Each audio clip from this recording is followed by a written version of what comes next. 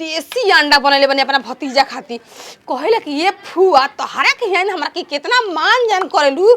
आ हा हा हा हा एकदम गरम गरम मसाला डाल के बनैली हां आ कहनी कि बबुआ देख जब मन करला खाए के कोनो चीज ना हमरा के हिया गनी भाई भतीजा खातिर हम जान दे दही आय अंडा कौन सी बड़ी बात बा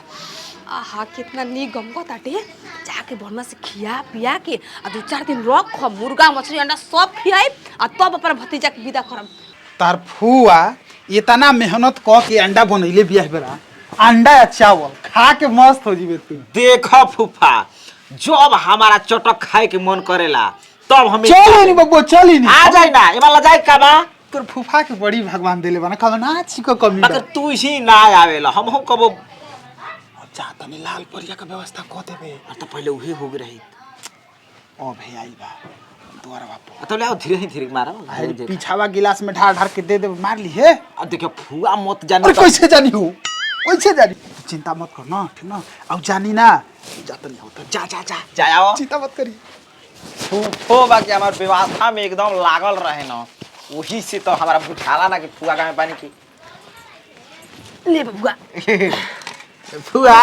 बबुआ देसी अंडा जानता रहे 28 रुपए का 30 रुपए का लेकिन तोरा खातिर तो फुआ जान दे दी 30 रुपए का बारे। अरे फुआ देख बनैले बानी 2 दर्जन ले अंडा जितना मन करी उड़ा उड़ा के खा ली है बबुआ फिर दोपहरियों में खाई देख तोरा फूफा के कने खाना निकाल दी ऊ कान कहां गायब बना अबे कोई ना नीचे आवे बाद में पैसा के फोन करे रहला दिन भर कर्जा महाजन दिवावत रहे ना बबुआ कोनो बात के तू फुआ तनी सलाद दुलाद नहा लिए अरे बबुआ देख कटले मानी भुला कनी प्याज वाज होता प्याज के आ मुरई के टमाटर के सलाद कटले बनी हम तुरंत लेके आते आ खा लेनी मन से बबुआ। तोर काहे इतना जल्दी फुआ शादी हो गई ओजा रहती त हमरा एजा ना आवे के पड़ी बाबूजी बीमार रहत हम बियाह कदम तो ठीक न गइल भाई भौजाई तो बाप हमरा 1 रुपया को साड़ी देही त खो लेके आते हम तुरंत सलाद बबुआ। फुआ के हाथ के न खइला बिना एकदम तरस जाई ना हम बताओ इतना चटक मटक खाए वाला कि बिना चल खाई हो दबलात खाए वाली सब्जी रही चोखा रही मैं चीज रही बिना अचार बिना फीका लागेला ई भोसरो के मैं चीज देत रही मांगम ना का केने बार हो सब तार माई के भोसरो हो लटक की जाइबो क्या हो अंडा बनल बका आज हमें जे खाई भोसरी हमारे घर काल है रहे बड़ा ही हम लड़का के सिनरी गच गच खातू क्या हो पता बा तू का कर तड़ू कुकुर के आगे से आदमी खाना ना खींचे रह हम तो घर के मेहमान तू कुकुर हवा का के हवा अरे लटक जाइबे राजा चलिए के फुआ के तना मेहनत से बनौले बिया हम छोड़ सकीला कुछ हो जाई फुआ कहाँ दिखले बानी तू के घर के हो अपने घर के भतार के नाम भतार सिंह ससुर के नाम ससुर देवी नैहर कहाँ है नैहर के करा से तोहर बियाह भइल बा मनस से हम का कदर भैंसा से हम जानते बारी कि पूछबा का से पूछबा का मार लबर लबर गबर गबर मारा तड़ू चप चप तार लाज सर ना खानी हो खाबा हां ले आगे दे हट जा हया बा कहन त हमारा चलो तू खा ले बा ए भोसड़ो ओइ में गीच के ध देलू हैं बकरी है खाका बकरी है अचार चाहिए हमके बतावा ए बता के करा हलगावा सेम टू में वैसे का केकरा करके ललझरिया का हम भतीजा है ओकरा भाई के लइका तू हां ओका भाई को से बिया गल माई ओका बिया ले भाई सब बेसर में हुका अरे कब मिला लइखे अंडा अंडा थोड़े है का आलू है कहा आलू आलू बकरिया दले आलू हमके बकरिया पढ़ा लिखा सन सही असन तो घर के ना बकरी चाहा एमे ओमे भोसड़ी पागल भैंसा 5 पकम फेल बगल हम समझ गई तो भेजा भोसड़ी काट देने भैंसा बताओ दूसरा के भोस पलान मरत रहे जब बताबे हम खा रही भगा देन जा हां ला खा हवा को कमाई रे में गुजिया बतड़ू हां एगो बड़ फसल लिया रे तू हमें धवन ले दे तो खूब दे तू का हां वो खाईती चबर चबर करू भसले का बात का ए फुआ हो लल तू हमरा के लल जरिया फुआ हमारे के बियाह करे लल जाती ना तेरे भाग लुका भोसड़ी छिनार कह के हाय गरु है सही काहे न मर दे दलवा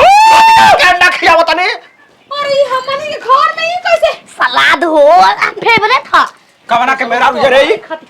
बगल में खेबा बगल में के छिरी हमारा करके हिया ई बगल में के किसानवा के मेहर हिया भगा के लिए नतिया करा के पागल ये काई पागल अरे भोसड़ी हमरा आंगन कैसे बेर कल झगड़ा अरे चिलचोरिया के माई चिलचोरिया अबे सरवा खाए को ना जुठरनी तले मार चौक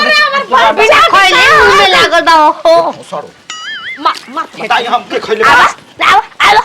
आवा ये कैसे मुड़ी झटते आवा दादी अबे बेले तो थारी खाना में मुंह दे कुछ हाँ। हां